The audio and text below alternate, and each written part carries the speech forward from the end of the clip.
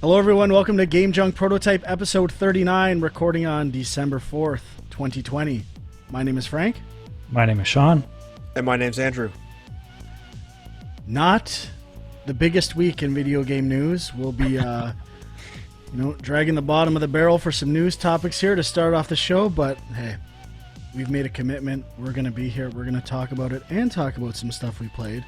For me, specifically, some new additions to Game Pass, but we'll see what these other jokers are up to. How you guys doing? Good. Oh, not too bad, Frank. Thanks for asking. Back by popular demand is Drunk Huck. He's got the... is it rum? Is it rye? What are we looking at tonight? Looks like rye to me.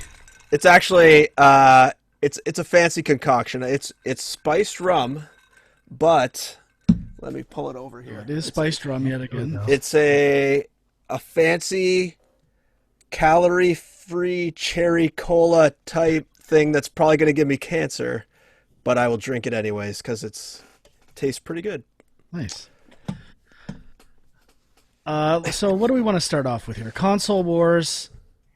Not a lot of shots fired this week. I feel like you gotta just... powerful console is. I don't really think there's much to talk about, but we should talk about, it's tough to get these consoles. Our friend of the show, Jay Cheel, I believe, acquired both consoles this week, so a Series X and a PS5.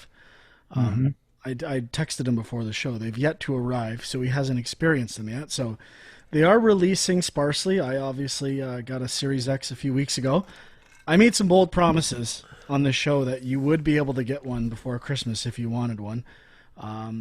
It's seeming to be less likely that that's the case. Still 3 weeks to go. We'll see what happens here. But they are pretty tough to find. I still know a few people that are... I really only know one person that's really trying to find one that hasn't been able to be honest.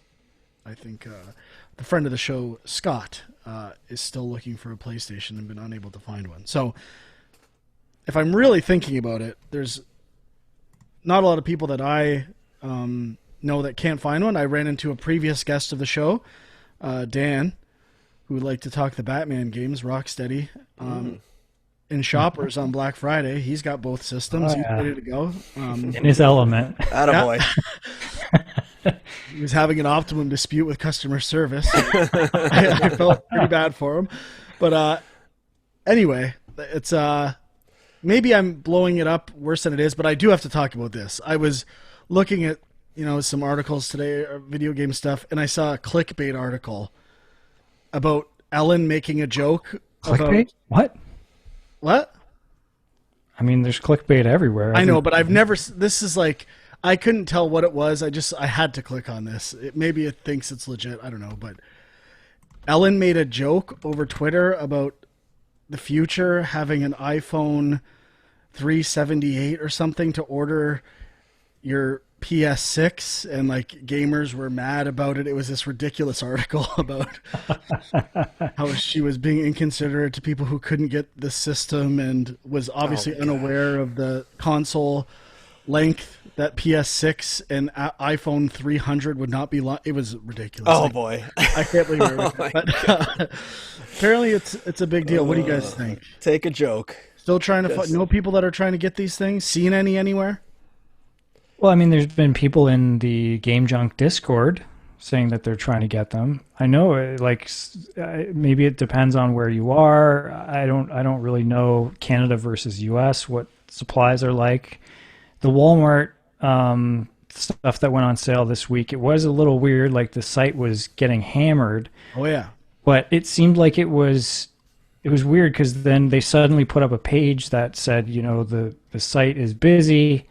We're going to auto refresh for you. And it was after that they actually released, put them actually online for sale. So it was almost like they tried to deter a bunch of people and then actually release them or something. But I was able to put it in my cart a bunch of times, and then I could never check out, which I think is pretty standard fare. Right. But I mean, I think, lots of people want these things and they are hard to find. And we've heard, supply chain issues and all this stuff. I think it is legit. it's a problem, and there's a lot of demand out there. A lot of people are at home wanting to play video games right now, and they're kind of upset about it. So I get it. And I don't know what, like, I feel weird because, sometimes like we've been talking about PS5 and Xbox Series X stuff a bit, and I'm almost like, I don't know, do people want to hear about this stuff? Like, is it like annoying because people can't play this stuff right now? I mean, most of the games you can still get for the last gen consoles anyway, so I don't know if that really matters. But yeah, I would say some people out there are pretty pissed off about it. And a lot of it has to do with, you go on eBay and you can get it on eBay at, exorbitant markup prices. So you've got the sort of the issue with the scalpers and the bots and all this kind of stuff, and people are not happy. I literally just went to eBay as you guys were talking it, and I searched by lowest price. And for the Series X, the first couple listings are literally just like Series X image only. Like, people are trying to trick the bots into buying an image of an Xbox Series S or X because they're so pissed, I guess. I don't know if they're trying to trick bots. I think they're trying to trick actual people. Well, I'm looking at this. There's two, the exact same. They're probably from the same guy. The first one is $12 and has one bid. The next one is at $392 and has 18 bids for an image of an Xbox Series X. Like, this is insane that this is working and that people are giving these guys money. That is crazy. This is not good. There's the same thing for PS5, actually. I just scrolled down a bit, PS5, JPEG only, it says. And there's a bunch over $500. Well, this is Canadian dollars, but over $500. There's four right here, going from $547 to $637, JPEG only. Like, I think we may have found a little business proposition for Game Junk here. Start posting on eBay, make a little extra cheddar posting some JPEGs. Frank, take some from a couple different angles, make it look legit. Let's get posting. I will not participate in this activity. I hate the idea of resale consoles and all that stuff. I would never do it. This is very reminiscent of the Wii days. And even, what was the other PlayStation? Was it PlayStation 3 or was it PlayStation 2 where there was a crazy eBay presence? Was that Definitely PlayStation 2? Because 2, yeah. 3, I could walk into any Walmart and get one because it was like $700. Yeah. I remember a guy we used to work with when the PlayStation 3 came out went and bought a whole bunch. Maybe not a whole bunch, probably like two, thinking he was going to flip them on eBay, and then there was just no market for it, and he was stuck with like 2 or 3 PlayStation 3s with thinking he was going to get rich quick, and didn't pan out. Could have held on to them. At one point, I think those backwards compatible original models were valuable. Mm-hmm. Yeah. Well, maybe he did. On a related note, I've also heard, and I think some people were talking in the Discord about this too, but some video cards are apparently really hard to find. So if you say, hey, fuck it, I don't want a next-gen console, I'm just going to upgrade my PC, you might not even be able to do that right now. It's been like that for a while, though, ever since Bitcoin mining became huge. Oh, really? I didn't know that. that. Yeah, there's been a real shortage on graphics cards for a long time. Wow. Well, that sucks. Wow. All right. Anything else new console-wise to talk about? I don't think so.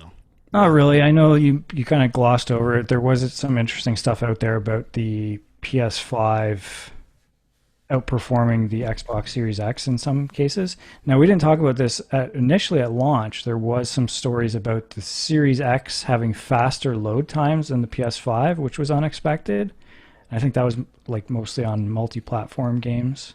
It seemed like Sony sort of first-party games, they were optimized and they knew what they were doing for the load times, but some of the third-party multi-platform games were not. It was hit or miss whether it was better on the PS5.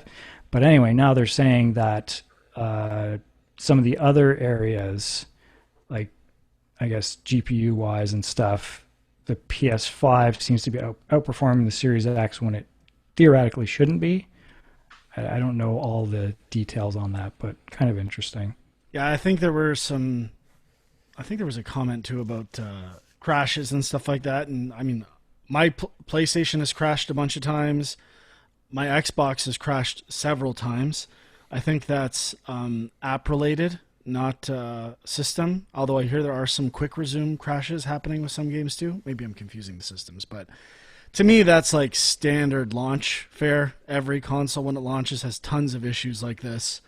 Unless systems are bricking, which I haven't heard that much talk about, that would be a bigger concern. Maybe that is happening. I just don't know about it. But the performance thing, it's a little early to tell which is which, because these companies were all rushing to get their games out basically on 4 consoles for the most part. So, yeah, I think I heard that like the PS5 dev kits were out there earlier, so that's one of the big reasons they're saying that it performs a bit better in some cases. But they're expecting that Xbox will catch up, so not a huge. Yeah, I don't know how the architectures or how the consoles are set up specifically, but when you're doing it for 4 consoles, there's probably some common denominator version of loading and something like that, especially if you're using your own engine or Unity or some other engine. And whatever one that one works best for is probably going to see the best results across the board, or unless they start putting system-specific work in there, like maybe the Ubisoft games are better suited for a certain platform right now. I haven't looked into the details, but I mean, that's to be expected, I would think, until optimizations for each console start becoming more frequent. Yeah, well, most big studios and small studios use pre-made engines now, right? Like Ubisoft, I'm pretty sure uses Unreal for most of their games. So they're just going to be using whatever Unreal has shipped for PS5 and Series X. They could dive into the code of Unreal and try to improve it as much as they can, but I don't know if they would. I mean, they might if they were really noticing a big difference between the 2 consoles. But for indies that are just using Unity, there's no way they're going to go into the source code and change it to try to optimize any loading issues that might be happening. They're just going to use what's out of the box, and I think it's still a pretty big improvement over the previous gen, regardless of what they decide to do. Yeah, it looks like Ubi, I mean, they had Snowdrop that was with the Division. I don't know what games are using it, and Anvil is another one that it looks like some of the Assassin's Creed game uses, but they use different stuff across the board. So yeah, well, they have a lot of projects. Yeah. Anyway, I'm spent on consoles right now. Let's get into some bigger news, huge news, movie news, gigantic, motion pictures. Mm-hmm. What are those? The Metal Gear Solid movie has been announced, and apparently cast in the lead role of Solid Snake is Oscar Isaac. Are you guys pumped for this announcement? And more specifically, Kojima thinks of himself as quite the director and almost a auteur of cinema in his own right. I would debate that to a very high degree. Not that I don't appreciate his games. I do think he's an auteur, but in terms of his cinematic prowess, I think it's quite overrated. But is he involved in this project at all? What are we looking at here? So from what I read, he is involved. I don't think he has a writing credit or anything on it, but I think he at least had some say in the script and is like a producer or something. Now, how does that work? Because Konami owns the property, right? Kojima doesn't work there anymore. So how is he involved? Is that the film going around Konami? Do we know how this happened? I think Sony acquired the rights a while back, and is it Avi Arad is producing, who did a bunch of video game movies back in the day, and I don't know what he's been doing recently, but yeah, this thing's been in the works for at least a decade, if not more. And so Sony has a close relationship with Kojima Productions as well right now, right? So yeah, but I don't think this was kind of before like you're starting to see a little more of the video game publishers and the development studios actually getting involved in these movie adaptations, whereas before they never were. So I think this deal was probably made like kind of before that was common, but I don't know. It is a little weird, like that whole, like I don't even know, like what's Konami doing with Metal Gear right now? Like, was Metal Gear Survive the last game they put out? I think didn't they say they were basically shutting down Metal Gear and focusing on mobile stuff? And I think so. I thought that was their general direction. Yeah, I mean, I remember hearing the focus on mobile in general, but I do remember that Survive didn't sell that well, and I don't know if part of that was just people were kind of siding with Kojima and didn't want to support Konami, but yeah, so I mean, I don't know if has anything like, you know, when it comes to putting out this movie, which has been in development for a very long time, is Metal Gear, you know, has it kind of had its day? Is it already on its way out? Are people forgetting about this franchise? Do people care?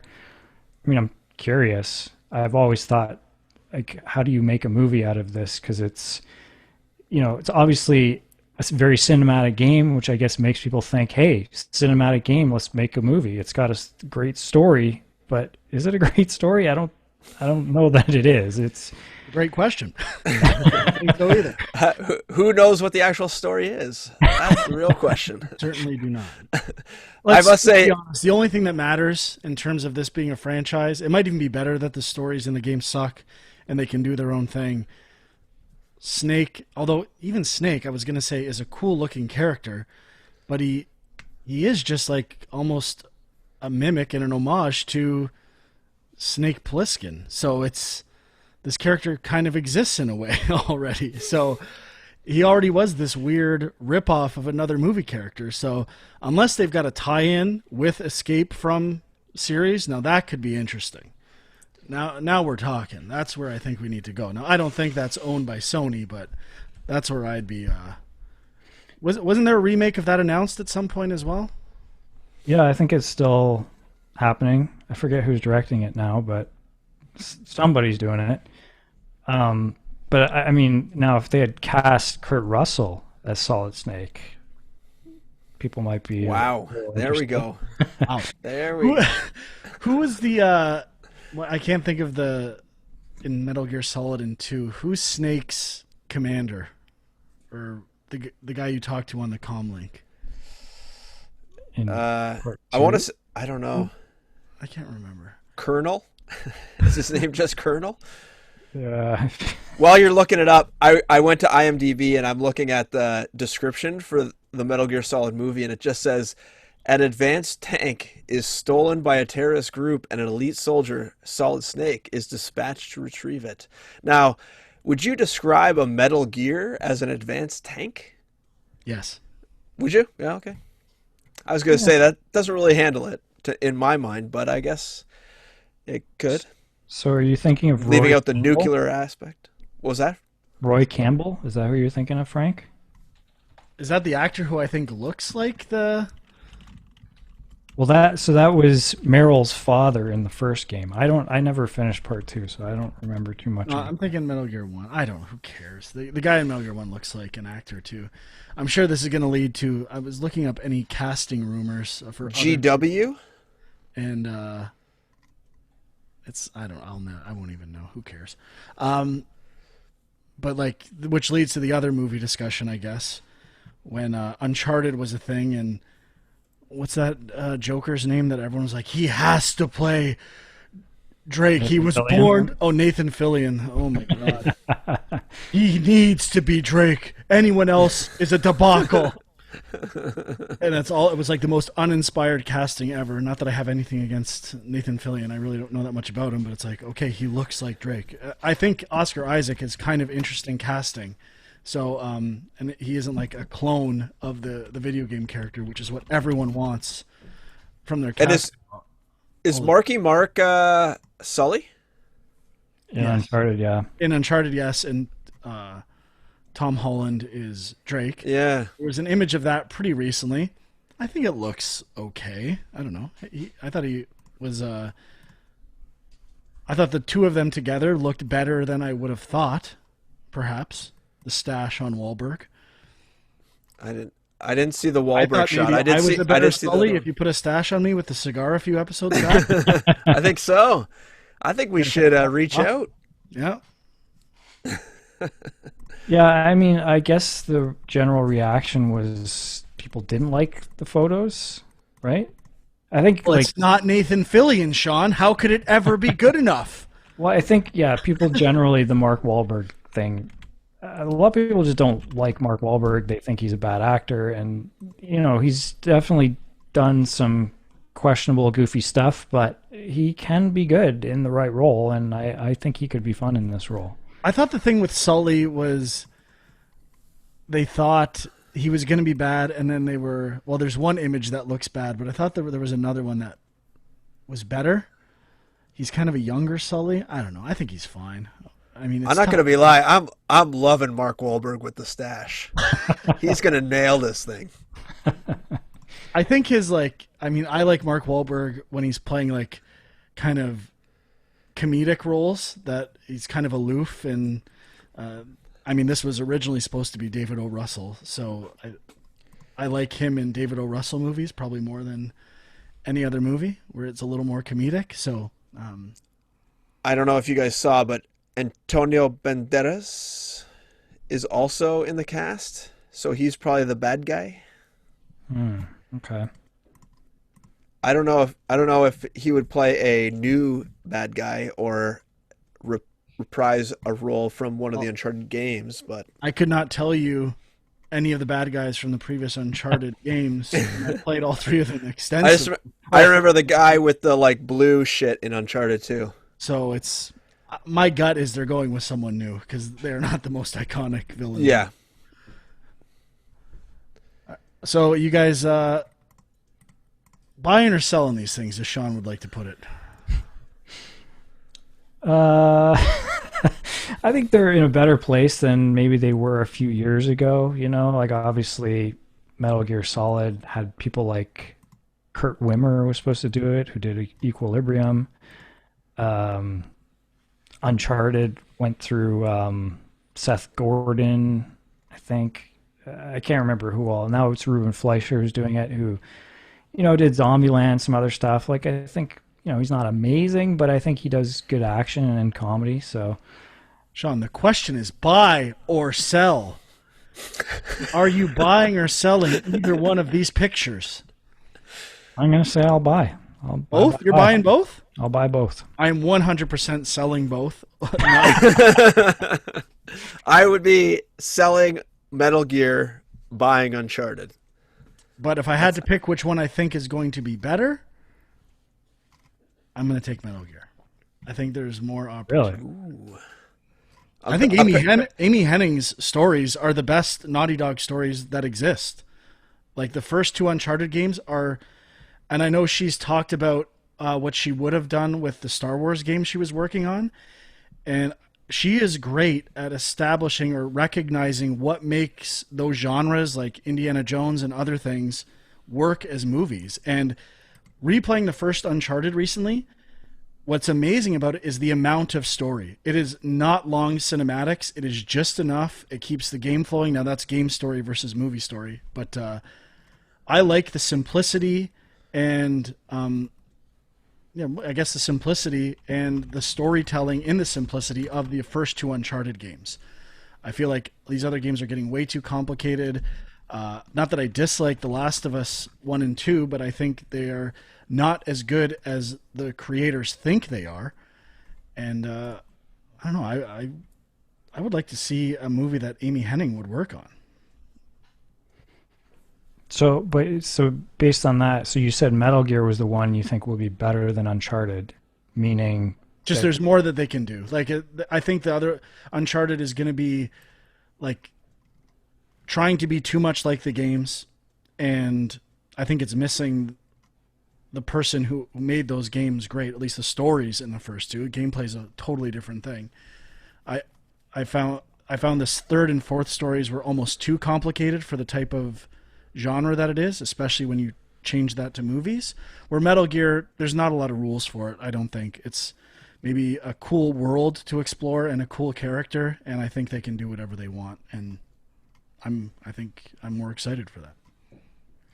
I guess the Uncharted movie is also a prequel, which it's the plan is not to retell any of the stories of the games. Although I guess Uncharted 4, maybe it might cover some of that territory. I'm not sure, but I don't know if that's good or bad, but that's the plan.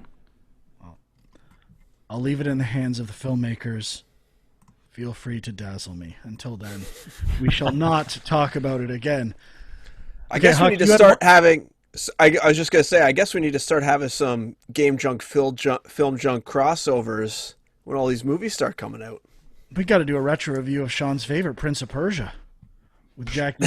I mean, we got to do that just in time for the Prince of Persia: Sands of Time remake to come out. But there is a Mortal Kombat movie supposed to come out in January if it's still happening. A new one? Yeah, apparently.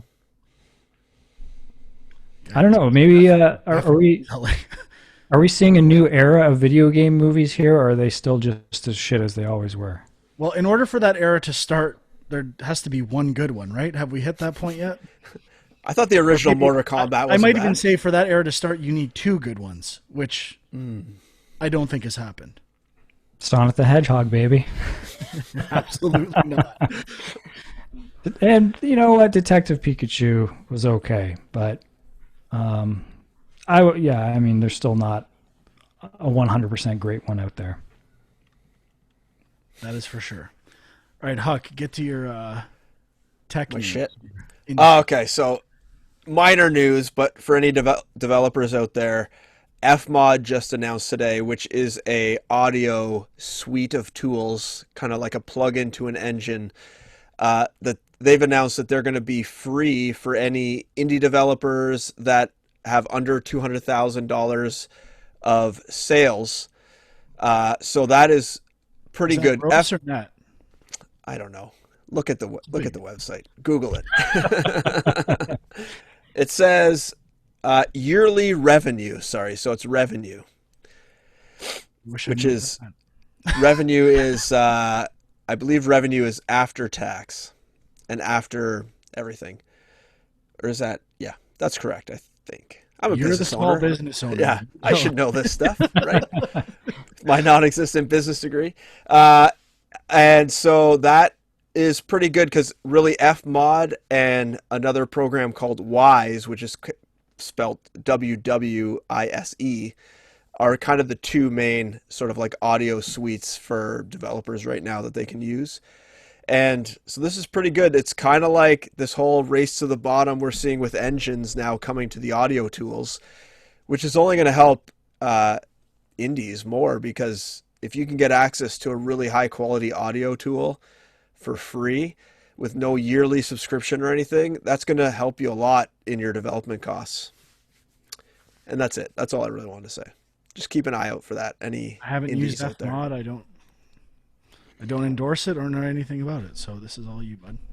Is this like a common approach for some of these sort of middleware providers? Is it like that 200,000 cutoff like a common thing, or are they like, how do they usually do that?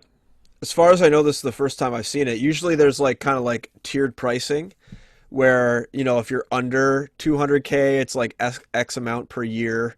If you're between like 200 and 500, it's a little more. And if you're over 500, it's kind of like the big amount. And it also depends on like how many seats you have, how many people you need to use it. So it's different for everybody as far as I've looked into it, but I've never seen a plugin like this be free, completely free for a certain group. So that's interesting. And really, there aren't too many, from what I remember, what I've done in my research, are not too many audio tools out there. You're basically either using the in-game option or the in-engine options, so like whatever Unity gives you or whatever Unreal Engine gives you, or you're using FMOD or WISE, which are the two main things, and it gives you a lot more tools, a lot more, you know, ability to control different things. So this is a pretty good option for indie developers, I would say. Cool. Wow. Now they did. I was going to say there's no mention of consoles, so I'm assuming this is just for PC or Mac, not for any consoles. So you probably still, I imagine, you still have to pay for those licenses. So it's not going to be completely free, but anything helps. Wow. I love seeing Sean. I know when he's going to the board. He starts looking. It's not convenient. I can't read it from here. I have to like really You're lean listening at home. You gotta go back and rewind. You can see the inspiration for the Owen Wilson. Wow, and he's just Gotta load it up. Fuck Facebook. Fuck Facebook. Fuck. You got to get on youtube.com/Game Junk. We got to get these subscriptions up. Even if you hate watch the show, we don't care. Just smash them buttons. And we did see the comments about being able to share screen and stuff. We're working on it. We're going to try it out one of these days. Yeah, I mean, we've dabbled with it a little bit before, but, it requires preparation, which we're not into, so. Yeah, exactly. All right, let's move it along here. Let's get into what we played. Anyone want to go first?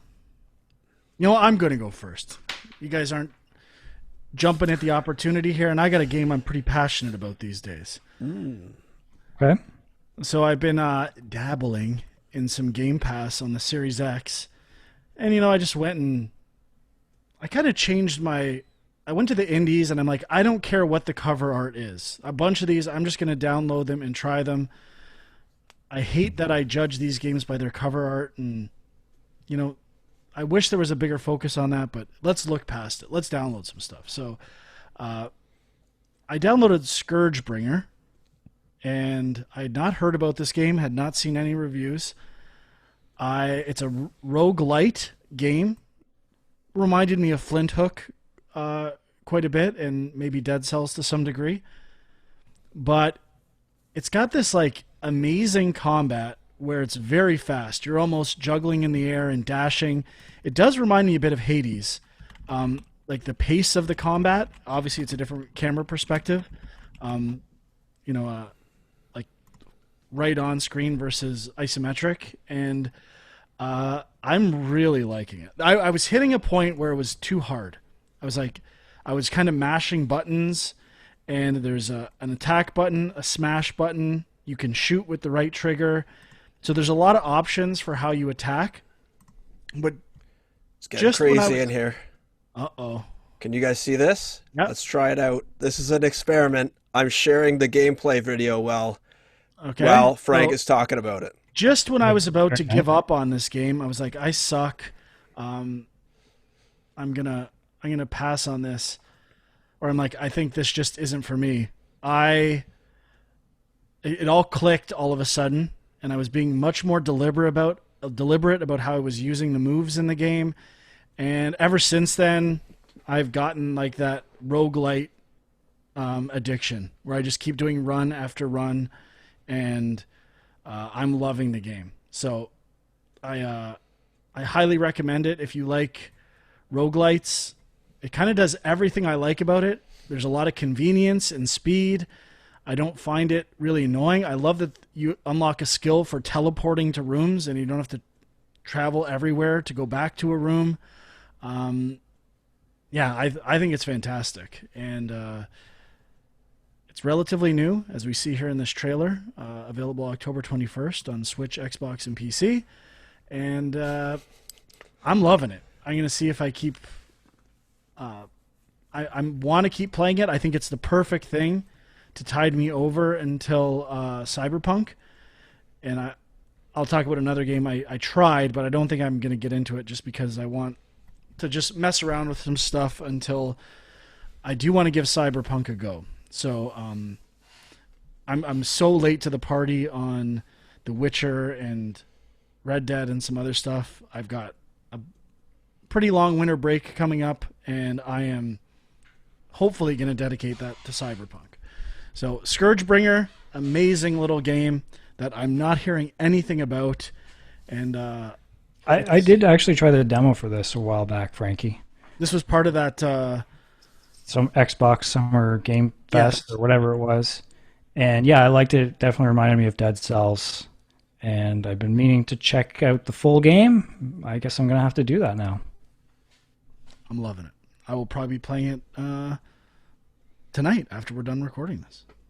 Nice. I can go next. I tried out Crash Bandicoot 4, which I didn't really like the original Crash Bandicoots. I know, Frank, you were big into them. I love the first one. I've tried to get into the second one. I hate the sliding. It is so unintuitive to me how it works in Crash Bandicoot 2. I really dislike it, and I can't get over it. I love the first one. I just can't get into the second one. So I recall the first one on the original PlayStation being a little clunky. And I must say, I was pretty impressed with this game. Now, I only played the first 2 major areas, so I didn't really get too far in it. But the controls were really slick. The animation in this game is incredible. Like, the amount of effort these guys put into the animation in the cutscenes and in the regular gameplay. Oh, here we go. There we go. is pretty impressive. And the only problem is you blew away all my notes, Frank, when he pulled that screen shared.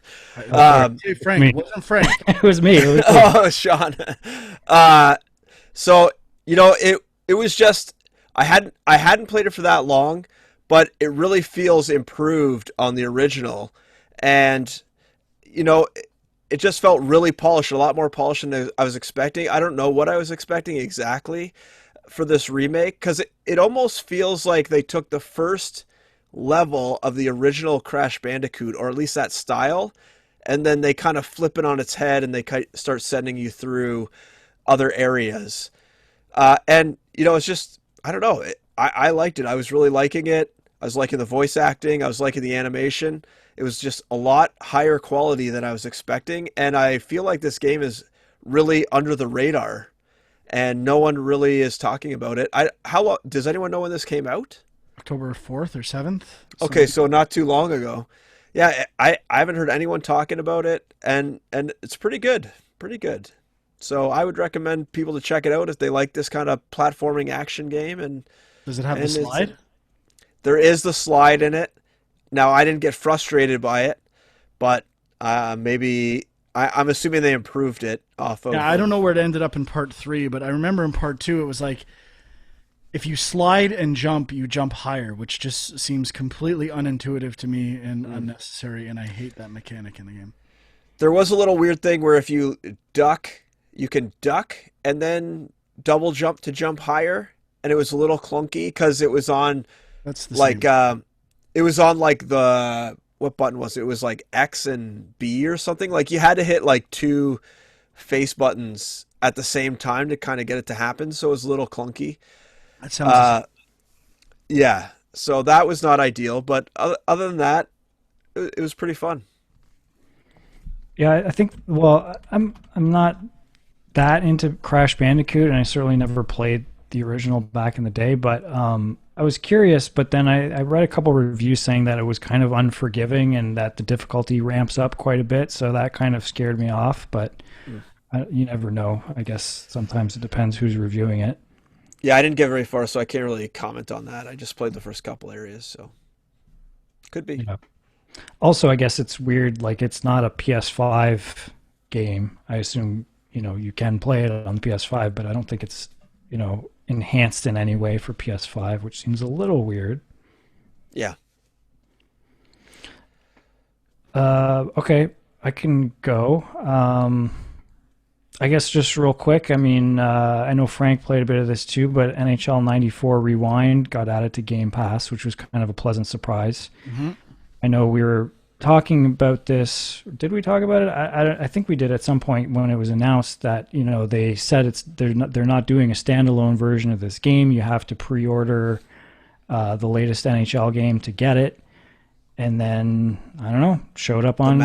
The magic of Game Pass. I believe if you buy NHL now on the PlayStation Store as well, it comes with NHL Rewind again. So they've that's cool. Thrown it back in, I think. Let me just confirm. And I assume, I don't know for sure, but I assume if you don't have Game Pass but you just have EA Play, it would be on there as well. I think so. It is part of EA Play, and there is a specific NHL 21 Rewind bundle on the PlayStation Store now. Okay. But yeah, I played a few games of this, and I mean, it's pretty much exactly the way I remembered it. Frank maybe wasn't remembering it the same way, but I remembered in my I just remember being so simple. Whatever I wanted to do, the controls did it. It was video game perfection, and it's certainly not the case. Well, it's definitely slower than you remember. Like, that's one of the things. Like, especially if you played a lot of these games over the years, the speed gradually ramped up from year to year. And when you go back to 94, sometimes it's shocking how slow and methodical the movement is. Did you change the speed? Isn't that a setting? Lower down? Oh, is it? I don't know. I I can't remember. For some of them, it is. But Maybe, you know what? I wasn't listening to Joseph and the Amazing Technicolor Dreamcoat, so I really gotta get back into the full experience. I need to crank that, and I was liking it. Don't get me wrong, but I do wish there was an online mode so we could have played. Yeah, no online mode. I mean, my brother's coming over this weekend, so I'm going to be definitely loading this up and seeing how it holds up with local multiplayer. But I mean, it's cool just to have updated team rosters and stuff. Did it have current rosters? Oh yeah. Oh, okay. Because I tried it as well, but I played just like All-Star East versus All-Star West, and I wasn't really paying close enough attention. I didn't have any goals scored, so none of the names came up, but I didn't get any penalties. So. Real exciting game. I've had a lot of trouble scoring. It took me my third game to score, and I won 1-0. It's weird because my first game was 7-5, so I don't know. But we got an NHL 94 expert over here. Well, I don't know. I was playing New Jersey versus Toronto, and New Jersey kind of suck in this game, so I have no explanation. But that's always been the issue with these games is the teams. It really depends what teams you're playing. Don't have Marty Brodeur anymore in this one. Definitely not. So anyway, I mean, if you remember this game and if you have Game Pass, you might want to check it out because it's there for you. Cool. I will mention you guys played, or maybe just Sean played River City Girls. No, you both played it, right? Yeah. I played it a bit this week too. I think out of the 3 beat-em-ups, Streets of Rage, Battletoads, and this, I was liking this one the most. I like the combat. I like the music. I didn't play that much, but I got further in this one than I did in some of the other ones. I might go back to it. Sean and I did try to play multiplayer, and we're disappointed to find out that there's no online multiplayer. But yep, another game with no online multiplayer. But it's a pretty good game. I don't have a ton to say about it, but I will maybe go back to it. I didn't play the original River City Ransom. I've never played any of them, but this actually is not what it's like at all. Yeah, this video is not represented. Now, is this the same company that made Scott Pilgrim? No, Ubisoft made Scott Pilgrim. Right, I know, but I don't know what developer made it. But like, I did play River City Ransom. Is Scott Pilgrim like the coin system? Like, it seems like it's very similar to River City. These guys made Shantae, the Shantae games. Okay. Anyway, I'm kind of digging it. I like it. And then I'll just mention I fired up Dragon Quest 11. I've never played a Dragon Quest game in my life. The reviews for this game were amazing. I just did the opening chapter, prologue, whatever it is, and I was enjoying it. I'm really not getting into anything intense combat-wise, so that has me a little worried. It's very simple, everything I've done so far. But I did like the art style, and I actually really liked the pre-rendered cinematics. I thought they looked really good, and I liked kind of the combination of the kind of photorealistic background assets and the cartoony characters. I don't know. I don't think I'll get into it now just because I'm hoping to get into Cyberpunk and this game looks pretty long, but oh yeah, I thought it was pretty good. Just on the topic of Cyberpunk, I know you were asking Frank if anybody else is picking it up. I did pre-order this many months ago. I actually don't know if I'm getting it because I feel like my order might have got canceled. I don't know. I looked back in my emails to try and find out if there was, any sort of confirmation of that this is coming to me anytime soon, and I've seen nothing. So I have no idea. Your order history on Amazon? I'm trying to remember if I actually ordered it. Sometimes it's weird. Sometimes when I order stuff, I just go through, I do a PayPal purchase as a guest account, and then I realize afterwards, oh shit, now I have no way to find out if I, what the status of this order is. That would be on Best Buy, right? If you bought it from Best Buy? Yeah, but I think it might have been Walmart too that I got this one from. Do the people who are now living in your old house gonna get a little surprise? Well, I've had already a couple things go to them. It's kind of annoying because I put like a Canada Post forward thing on, but certain things you don't know how people are shipping things these days. Yeah. And if it's not Canada Post, then they don't know. Mm-hmm. We'll see. I could go next. I played a little bit of Assassin's Creed Valhalla, and you know what? I don't know. I played a little bit of Origins. I played a little bit of Odyssey, and is this the next one since Odyssey? Yep. So I was finding it pretty cumbersome in the controls, and funky. It just seemed like there was a lot of buttons to press. They seem to always want you to do that whatever they call it, vision or whatever, and the button is now hold down the R click button, which is the worst choice. Why hold it? Why not just click it? Yeah. Why the hold? I don't understand.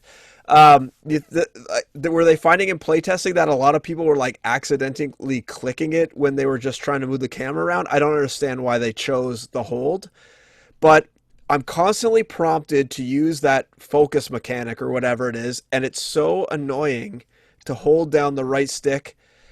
I hate it. I hate it.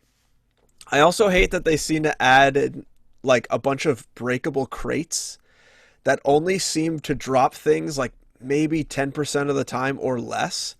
So you have all this extra busy work combat that leads to nothing, no reward, that I am not impressed with. And yeah, it just seems like there's a lot of buttons, a lot of things to do, and the tutorial was not great. If I'm comparing the tutorial to this, to the tutorial to Ghost of Tsushima, it's night and day. This is, they basically assume you are an Assassin's Creed aficionado. You've just recently finished Odyssey and now you're moving into this. I had no idea really what to do. It's the same thing as Legions, where the prompts, yeah, the gameplay doesn't force you to do anything. It just flashes on the screen for a second. Yeah. And if you miss it, you're fucked. Too bad. Yeah. And it just throws you right in the action. There's no tailored experience at the beginning to teach you how to play the game. It's literally this is a Ubisoft open world game. Have at it. This. But I don't know this. I don't remember it. I haven't played Odyssey in a long time. I played Legion recently, and it was the same thing like Frank was just saying. I wasn't impressed, and I'm really not feeling like going back to it. So I'd probably rather go back to Origins over this game right now. And I like the environments. It look good. I was just playing on Xbox One, so it's nothing fancy. But the area, the setting is fun. But that's about it right now. I did side quests. I kind of ventured off the main path right away, and I went to the town to try all the different types of side quests. And there was this one side quest where I had to chase after a guy. Just the quest itself was probably 5 seconds, and the preamble dialogue before the quest, which is completely meaningless, was 3 minutes. I'm like, who cares about this stuff? Yeah, even when you're walking through that there's an initial area where you're a child, and you're walking through, and they have all this extra shit you can do that is pointless, that just extends out this intro prologue for even longer. I'm glad I avoided all that stuff because I know there was nothing there. There's nothing ever there in the prologue. And yeah, it just, there's a lot of, like, the writers had a big job. Who had to write that stuff, Yeah. translate it, animate it, all like it's just filler, and it's like it actually detracts from the experience, in my opinion. Obviously, The first section where you rescue your friends and then you get on that boat and you head to your home base. I literally got on the boat, put it into cinematic mode, said go to my town or whatever, and then started watching something on YouTube. And it had to have been 10 minutes of me literally doing nothing, of it just the boat just driving and them talking about something that I don't care about.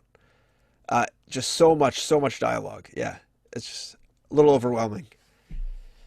But that's my. I am curious. take. If it wasn't, I'll be honest. If it wasn't for Cyberpunk, I might have fired this back up on PS5 just to see to get a next gen open world experience. But I got to get into Cyberpunk. Now, is a Cyberpunk next gen experience coming though on the 10th? Okay, But it looks pretty good for what it is. I'm sure it does. Yeah. I just want to be on the ground floor of an open world game that I think is going to be good, because I'm always. Yeah. The hype train is high. Yeah, I really want to give this one a shot because a lot of these games, as we've been talking about, open world games, I find it tough to get into. This one, is a world that I should really love. I mean, that same thing happened with a lot of the Deus Ex games. I'm always like, I'm going to actually give it a shot. I'm going to try these and then play for an hour. That's it. So I'm going to try my best to really give this one a shot. We'll see what happens. But I'm excited. Cool. Okay, I got one other quick thing to mention. So I played Pistol Whip. Threw this in.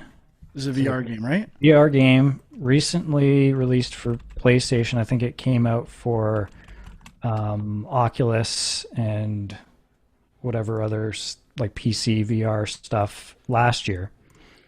I don't know if you can find a trailer for this because it's kind of... Yeah, 1 second. Here we go. But it basically is like Beat Saber with guns, I would say, is kind of what it is. So it's you're going through these levels and you have to shoot at targets, like moving like people, but it's kind of this stylized, almost like a super hot kind of abstract, colorful representation of this.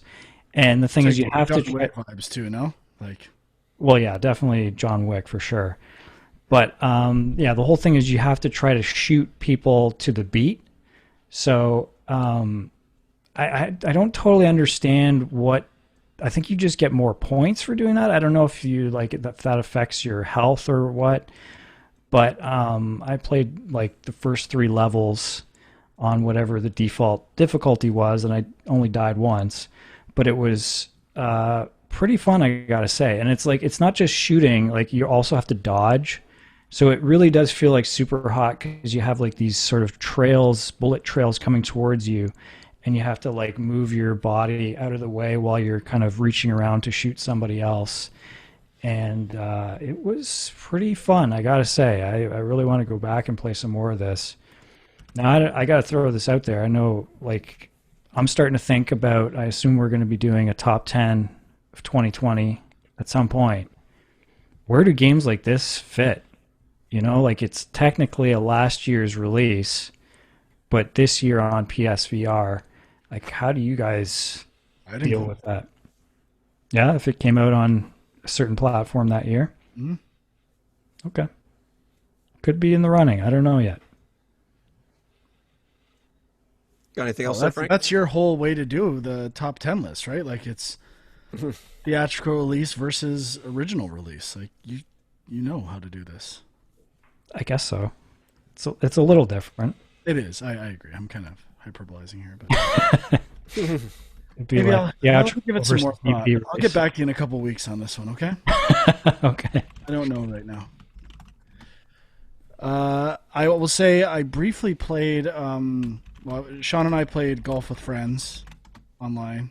Yes. It was okay. It was kind of annoying actually, but it was fun. The simple course was fun, but I a few design issues here and there. We tried the Worms course, Oh God, it was a disaster. which Might have been a little out of our skill level. yeah, we weren't ready. We were not ready. And there was one other thing I played that I wanted to talk about. Oh, I played Pro Evolution Soccer because I saw it was leaving Game Pass, and I didn't play much, but I was really. It was on Game Pass? It still is, yeah. Oh, man. I was really surprised. Like, they give you a control option at the beginning, basically, to say, you know, do you want to play FIFA controls or Pro Evolution Soccer controls? And I haven't played one of these games in probably 3 years. I played a demo for one of these, and I used to like the Konami soccer games a while back. And it is so similar to FIFA now. It's crazy. It's just almost another version of FIFA. Like, they're so close. I'm not getting into the details, but it really felt like I was just playing a FIFA game. And I liked it. Don't get me wrong. I thought some of the player models were really good. Messi and a couple other ones. But, yeah, it's a good game. I don't know if I'll go back to it that much, but I liked the presentation. I thought it was decent. Yeah, it's interesting. Like I don't know if I've ever played any of those games, but I've always heard, you know, that there's sort of this camp, or there's these two divided sides between FIFA versus Pro Evolution. Which I used to get. Like, I remember playing the Konami soccer games, like, was it Winning 11 or something like that? Yeah, Winning 11. On PlayStation and stuff like that. And they felt like they're unique experiences, right? I just, the line's getting real blurry these days. Sorry, Sean. Well, I almost wonder if, like, it seems like the market can't support two competing titles. Like, after a while, one always seems to kill the other, right? Like, I guess NBA maybe, but the EA kind of lost out on that one for a while, right? They're still out. Are they still out? Yeah. Oh, well then. They tried to come back in 2019, I think, and did not actually end up shipping a game. Okay. Yeah. So, yeah, and I mean, For like, NBA, did you say for NBA? Yeah, NBA Live. Well, they shipped a couple. I think they stopped in 2020. There was one in 19. Was there? Yeah, I think 17, 18, and 19 they came back, and then they shut it down after that. Oh, okay. so it is currently shut down, though. Like, currently, So yeah. Yeah. 2K series is the only series going. Yeah. Yeah, I don't know what that's all about. What about baseball? Is there, like, Just the show. the show is the only one? Unless you count Super Mega Baseball, which is not really a... And RBI Us. baseball. Right. Well, yeah, they're not really Sims. Right, yeah. Yeah, I don't know why that is, but I guess it just seems like one eventually becomes the dominant one, and then the other one fades away. It's really weird that MLB, though, is like a console exclusive. Yeah. It's a PlayStation published game, right? Like, or Sony published game. It's kind of crazy. I got one last thing. I got back into Breath of the Wild. So I jumped back into that. I was just feeling it. And I haven't really been doing anything. I just got the Master Sword. I just saved up enough hearts to get that. And I was surprised at how easily I was able to jump back into it. The controls were not that tricky. I found I was throwing away my swords a lot less than I was before.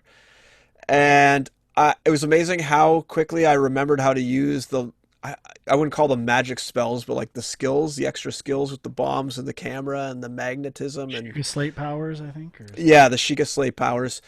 But I literally just spent my time. I've played maybe a couple more hours. I spent my time just kind of going around doing side quests, trying to find the seeds and trying to find temples or shrines. I haven't done any more of I have got 2 more of the, whatever you call those things. Not the Guardians, but whatever they're called. Divine Beasts. Yeah, the Divine Beasts. I got 2 more of those left. So I think I still have a ton of the game left. And I'm sure I have a ton of shrines to find. And I don't know. I was enjoying it a little bit more this time. Now that I have the Master Sword, I don't think it can break, right? That's That would be real bad if you could break the Master Sword. Does anyone know? I haven't gotten the Master Sword yet. I'm pretty sure it doesn't break. And Okay. there's a shield that I think you can get that is like almost unbreakable. I can't remember which one that is, but yeah, once you start Okay. getting that stuff, Can I put forth one thing that would really make me play Zelda more? And the Sure. fact that you can't call your horse. That I have to go to a stable to get my horse. I don't know if this is a Ocarina song you get later or something like that. I don't know, but I thought there was an Ocarina song for that, unless that was only in other games. I don't remember. yeah, I know it's in other games, but I hate that if I venture off or climb a mountain and come out another side, my horse is where I left it. I can't call it back. I hate that. It's the worst. Yeah. The only thing that kind of saves it is that you do have the horse icon on the map, which at least you know where it is. And there are a lot of fast travel points, so getting back to it is not that tough. But I agree, I never use my horse in that game for that exact reason. And I liked the horse riding. I'm like, I Yeah. can't be bothered to go get a horse. Yeah. I didn't have a horse And for you a really long have time. to climb a lot. You have to climb all the time, so you dismount very regularly. Mm-hmm. And then getting it back is a pain in the arse. Yeah. So I don't know, I was enjoying it. I think I might try to power through over the next couple months. Maybe My try to favorite get thing through it. about that game, hands down, I guess the art style, besides the art style, but this ties in. I love the menus, the HUD, the user experience of just like the quests, the font for the quests, and how all that stuff shows up. It is absolutely beautiful. I cannot get over the menus, how gorgeous they are in that game. It's such a Yep. unique typeface. Oh, like if Nintendo does one thing right, that is it. Their presentation elements, they get the presentation bump on every game, and I fully understand it. But my God, I love their fucking menus and heads-up displays. I had to complain a bit about the menus when you're going between your swords, your Sorry, armor, your not shields. functionality. Just look. Okay. The functionality Yeah. is a different thing altogether. Because if you need to go from your swords to whatever's on the far right side, it takes you 5 minutes to go all the way across. That It's I- pretty brutal. And cooking gets a little frustrating to have to put all Yeah. things together. And I wish there was just a way, like a quick recipe or something. Like I agree. I love the sound. I love the You gotta audio. use your dig out your amiibos, Frank. That helps with the cooking. You can like spawn tons of ingredients like on the fly. Come on, man. Well, I have all the ingredients. I don't want to go to the menus to Select them. everything. and then put them and then wait for. I know I can tap. I know it's still too long. I don't care. While we're talking Breath of the Wild, we got to bring up like Immortals: Phoenix Rising came out this week. Seems to be decent reviews. I mean, there's some different takes on it. Like I've seen some people absolutely loving it, some people kind of disappointed with it. I mean, I definitely want to play this at some point. I just don't know when I'm gonna pick it up. But what about you guys? I'll get it eventually. I'm always Library. curious. I thought I might have picked it up. Just not good timing for this release. Got to be honest. Yep, I agree. I must say, it might be a good time to buy some Ubisoft stock because they literally just pumped out like 3 or 4 games in this quarter. So I'm gonna assume that their financial report for the next quarter when it comes out is gonna be pretty good. So you might do pump a dump, you know what I'm saying? Well, especially since they are kind of the big games that people are picking up with the next gen consoles too, right? So yeah. I'm sensing a money making opportunity here. It's a good thing that stock prices are not directly related to quality of games lately. I don't think they're bad by any means, but I do think the review scores are, in general, too high for these games, the ones I've played. All right, I think that's it. You got anything else? I'm done. Nope. Yeah, that's it for this week, I think. Well, next week, apparently, Project Red said the North American release for Cyberpunk is 7 p.m. on Wednesday, the 9th, I think. Do I have this right? Yeah, I think so. So, unless that was Pacific time, I'll double check. But I will be pre-ordering, pre-downloading, and hopefully talking about it on the next show. Maybe we should mention too, like I think as we're into December here, and there's been less news as of late. Send us some junk mail. If we get some good questions, maybe we'll turn to some of that for topics in the coming weeks. So gamejunkpodcast@gmail.com. Absolutely. We will ignore those over the month of December. I've got too much. I'm just kidding. We'll look at those. Give us some good ones. Like, a lot of them are stuff we've talked about before, but we got a new, like, booming YouTube audience that needs new answers, and we'll give them to them. No problem. Check us. Well, not me, but check these guys out on Twitter. Film Junk, My Angry Commute, Equilibrium Cis on Facebook, Game Junk Podcast. Correct? Where? On Facebook, I think it's just Game Junk. Okay, whatever. YouTube is just Game Go Junk. to the YouTubes. That's where the kids are these days. See the sweet trailers we just screen shared with everybody. Oh, yeah. All right. Well, thanks for listening. Big week next week. We'll see you then. Bye-bye.